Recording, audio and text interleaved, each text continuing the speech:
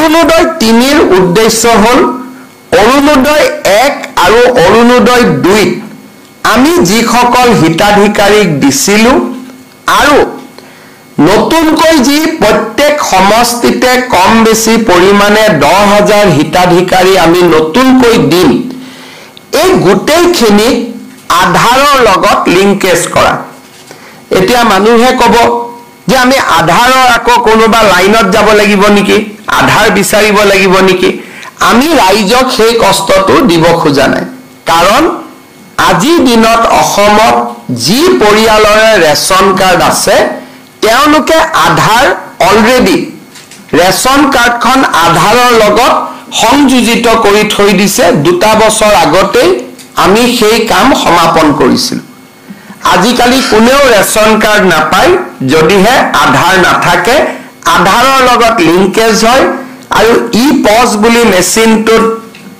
চিন মোহৰ মাৰিলেহে ration card পাব পাৰে আৰু সেই কাৰণে আমি এইবাৰ অৰুণোদয় 3 পইণ্ট আঁচনিটো ৰেচন কাৰ্ডৰ লগত আমি জড়িত কৰিব খুজিছো অৰ্থাৎ ৰেচন কাৰ্ডৰ নম্বৰ থাকিলেহে অৰুণোদয় পাব কোনোবাই ক'ব পাৰে যে বাবা মোৰ ৰেচন কাৰ্ড নাই সেই কাৰণে আজি আমি 19 লাখ লোকক নতুনকৈ ৰেচন কাৰ্ড দিয়াৰ আঁচনিখনো আৰম্ভ কৰিছো অৰ্থাৎ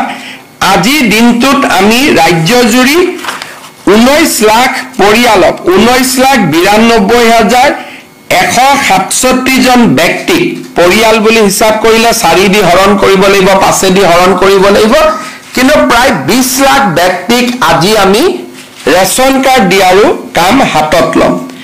আৰু এই ৰেচন কাৰ্ডখিনি দিয়াৰ পিছত অসমত ৰেচন কাৰ্ড পোৱা ব্যক্তিৰ সংখ্যাও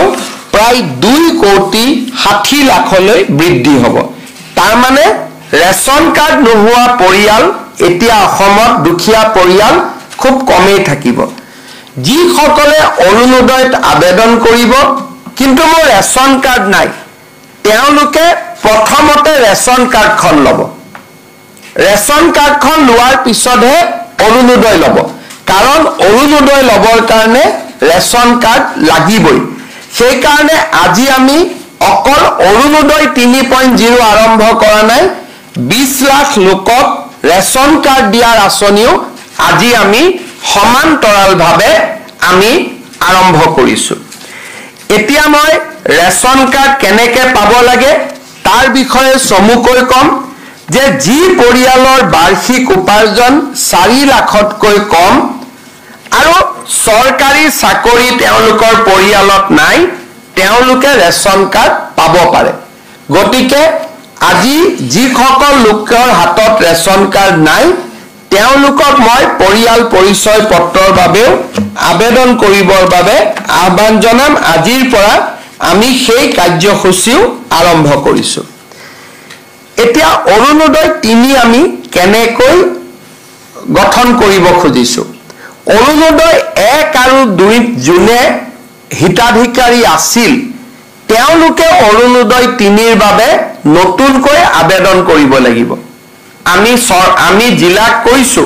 যে 1 আৰু 2ত পাই থকা হিতাধিকাৰীক 3টো ল'ব কিন্তু যদি ৰেচন কাৰ্ডখন নাই নাপাব যদি পৰিয়ালত চাকৰি হৈ গ'ল নাপাব যদি আমাৰ 4 চকীয়া ঘৰত বাহন হৈ গ'ল নতুনকৈ কিনিলো তেতিয়া আমি নাপাম এই বিষয়ে মই আপোনালোকক বুজাব খুজিছো যে অৰুণোদয় 3টো পাবৰ কাৰণে আমি কি কৰিব লাগিব মই প্ৰথমতে কৈছিলো যে 10,000 কৰি আমি এটা সমষ্টিত অৰুণোদয় নতুন হিতাধিকাৰী দিম আৰু পুৰণা হিতাধিকাৰীখিনিও সংখ্যাটো থাকি যাব তাৰ মানে এতিয়া আমাৰ গোটেইখিনি যদি আমি হিচাপ কৰো পুৰণা আৰু নতুন টোটেল 37,20,000 পৰিয়ালে অৰুণোদয় আঁচনি লাভ কৰিব অৰুণোদয় 3.0 নতুন আৰু পুৰণা মিলি আৰু ইয়াত যদি আমি 126 দি হৰণ কৰো কম বেছি পৰিমাণে 30,000 পৰিয়ালে প্ৰতি সমষ্টিতে অৰুণোদয় লাভ কৰিব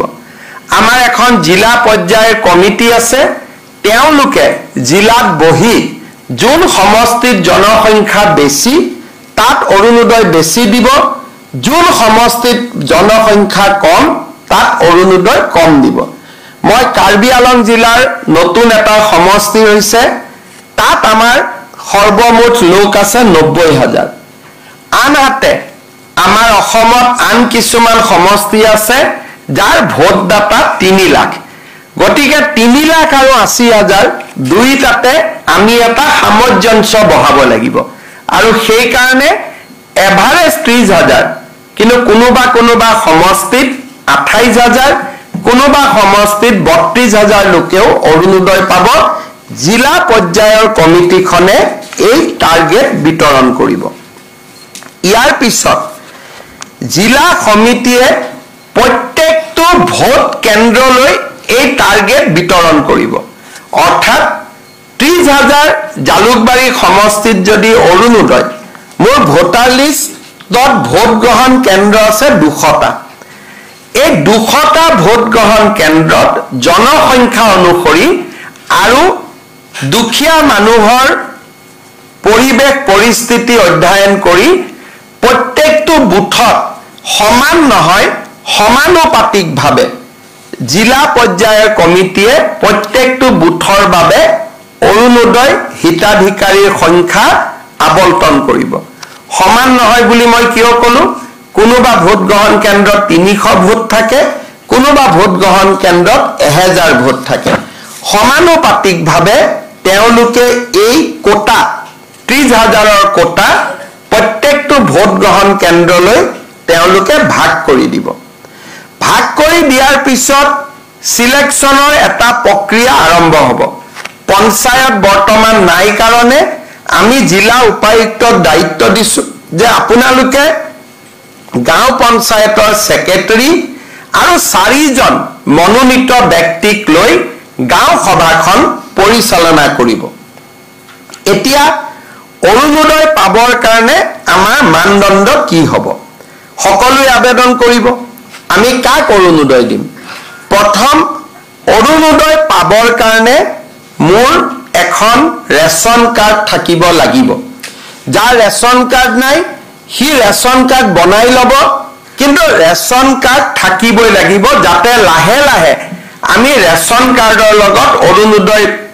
আমি সামঞ্জস্য ৰাখিব পাৰো। বিধানসভাটো প্ৰশ্ন কৰিলে আমি তেওঁৰ ডিটেইলছ দিব পাৰো, কাৰণ ৰেচন কাৰ্ডত দেউতাক, মাক, এড্ৰেছ আৰু আধাৰৰ লগত ৰেচন কাৰ্ডখন জড়িত হৈ আছে। তাৰমানে অসমত অৰুণোদয় 3.0 ৰেচন কাৰ্ড, আধাৰ, অৰুণোদয় এটাই ডাটাবেছ হ'ব। আমি লগে লগে যোনে যি প্ৰশ্ন কৰে আমি লগে লগে উত্তৰ আমি দিব পাৰিম। অৰুণোদয় পাবৰ কাৰণে আমি কি কৰোঁ? প্ৰথম অৰুণোদয় আমি কাক দিওঁ? যে গাঁওখনত গোটেই মানুহ বহিলে, মিটিং হ'ল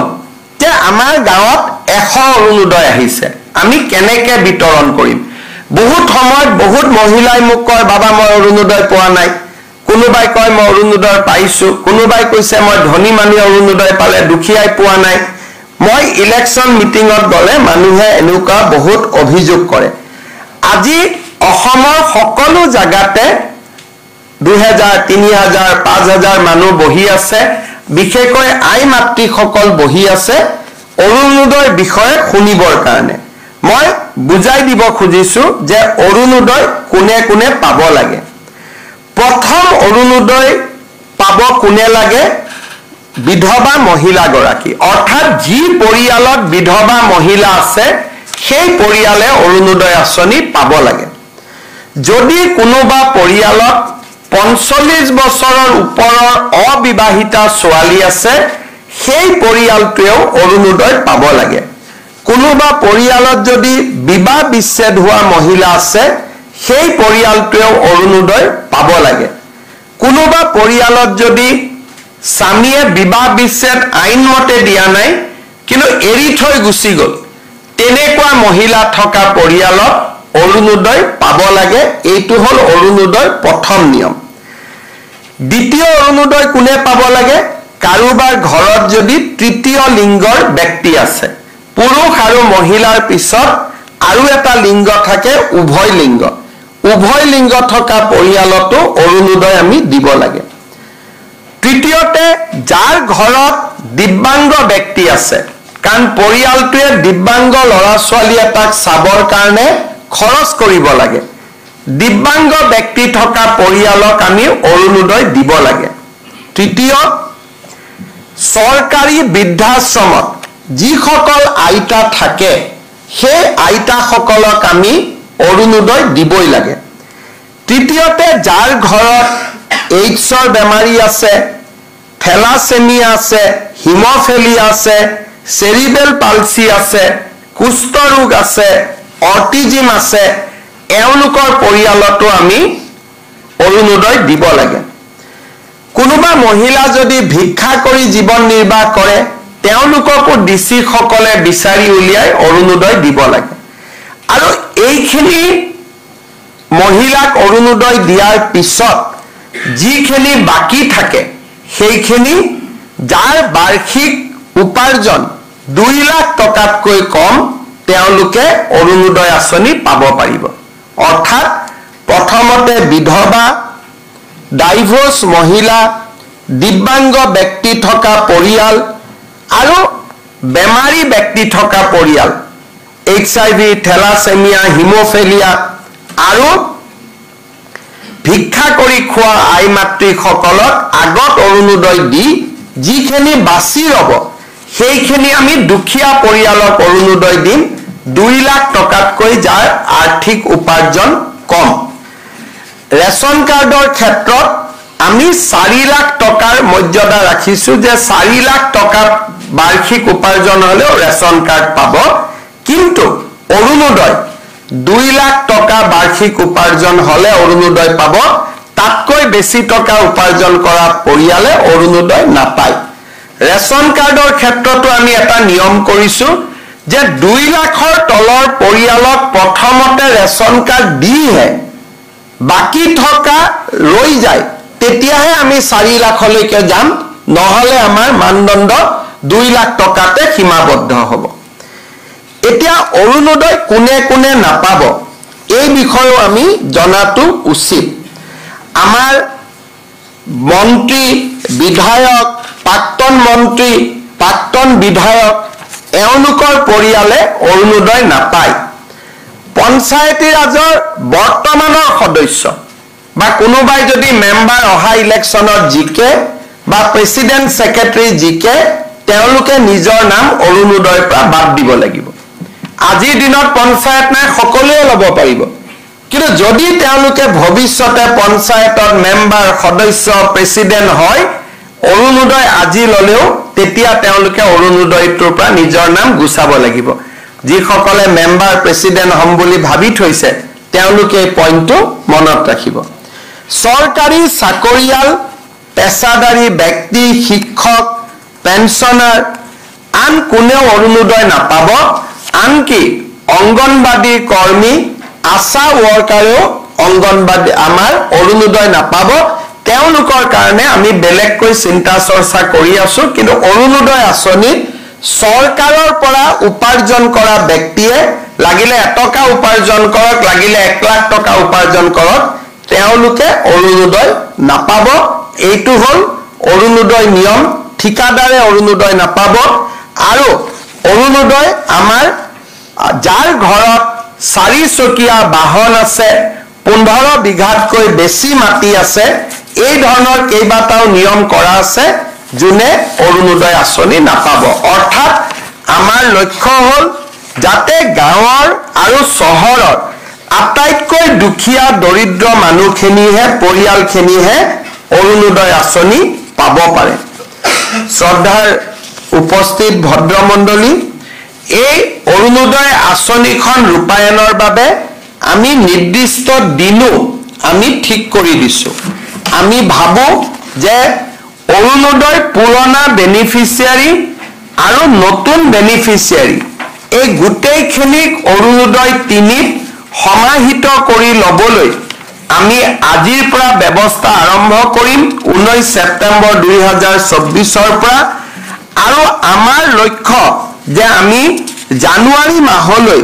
এই গোটেই selection form fill up affidavit এই গোটেই কামখিনি আমি সমাপন কৰিব পাৰিম এতিয়া কোনোবাই প্ৰশ্ন কৰিব যে জানুৱাৰীত অৰুণোদয় 3 আহিব তেতিয়ালৈকে বৰ্তমানৰ হিতাধিকাৰীসকলে অৰুণোদয় পাই থাকিবনে নাই যেতিয়ালৈকে নতুন অৰুণোদয় তালিকা নাহে তেতিয়ালৈকে পুৰণা হিতাধিকাৰীসকলে অৰুণোদয় পাই থাকিব তাত কোনো চিন্তা নাই কিন্তু পুৰণা হিতাধিকাৰীসকলেও নতুন অৰুণোদয় পাবলৈ নতুনকৈ আবেদন পত্ৰ কৰিব লাগিব কাৰণ অৰুণোদয় 3 কমপ্লিটলি নতুন হ'ব প্ৰত্যেক সমষ্টিত আগতে 20,000 পৰিয়ালে অৰুণোদয় পাই আছিল এতিয়া আৰু 10,000 পৰিয়ালে পাব ৰাজ্যখনত 12,60,000 নতুন অৰুণোদয় হিতাধিকাৰী জড়িত হ'ব এতিয়া শেষত মই ক'ব খুজিছো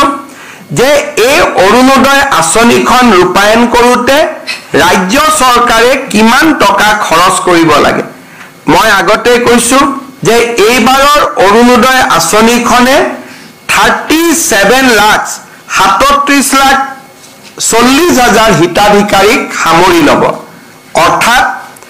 এই আঁচনিখনৰ বাবে আমাক প্ৰত্যেক মাহত 467 কোটি টকা লাগিব আৰু প্ৰত্যেক বছৰত 5,604 টকা আমাক লাগিব 5,604 কোটি টকা প্ৰত্যেক মাহত 467 কোটি টকা আৰু প্ৰত্যেক বছৰত 5,600 কোটি টকা আমাৰ স্বাধীন অসমত এনেকুৱা ডাঙৰ আঁচনি 5,500 কোটি টকীয়া আঁচনি কেতিয়াও কোনো চৰকাৰে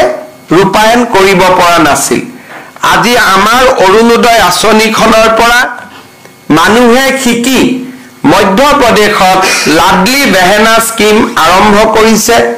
ছত্তীশগড়ত মহতাৰী বন্ধন স্কিম আৰম্ভ কৰিছে কৰ্ণাটকত গৃহজ্যোতি স্কিম আৰম্ভ কৰিছে নাম বেলেগ বেলেগ লৈছে কিন্তু ভাৰতৰ এতিয়া মহাৰাষ্ট্ৰত এইবাৰ এই আঁচনিখন ৰূপায়ণ হৈছে ভাৰতৰ বিভিন্ন ৰাজ্যত এই অৰুণোদয় আঁচনিখন আজি ৰূপায়িত হৈছে ঠিক তেনেকে আজি আমাৰ যদি আমি অলপমান চিন্তা কৰো তেতিয়াহলে ৰেশন কাৰ্ডৰ কাৰণে আমি যদি চাও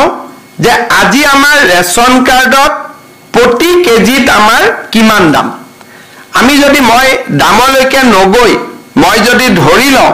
যে 30 টকা প্ৰতি কেজি চাউলৰ দাম তেতিয়ালে 30 টকাকৈ আজি আমি 19,60,000 ফ্যামিলিত আমি 19,60,000 লোকক আমি ৰেশন কাৰ্ড দিম ৰেশন কাৰ্ড দিয়া মানে তেওঁলোকে 5 কেজি কৈ চাউল বিনা পইচা তেওঁলোকে প্ৰত্যেক মাহত পাব 5 কেজিক যদি 30 টকাকৈ 150 টকা ধৰি লওঁ আৰু 19,60,000 পৰিয়ালক যদি আমি নতুনকৈ ৰেশন কাৰ্ড দিছো তেতিয়াহলে এই টকা 441 কোটি টকা প্ৰতি মাহত হ'ব আপোনালোকে খালি এটা নাই 44 কোটি টকা প্ৰতি মাহত যাবগৈ আৰু যদি 2,85,60,00,000 লোকক ধৰি লওঁ কিমান টকা হ'ব পাৰে 150 টকাকৈ প্ৰতি মাহত পূৰণ কৰিলে আপোনালোকে নিজে চিন্তা কৰি চাব পাৰে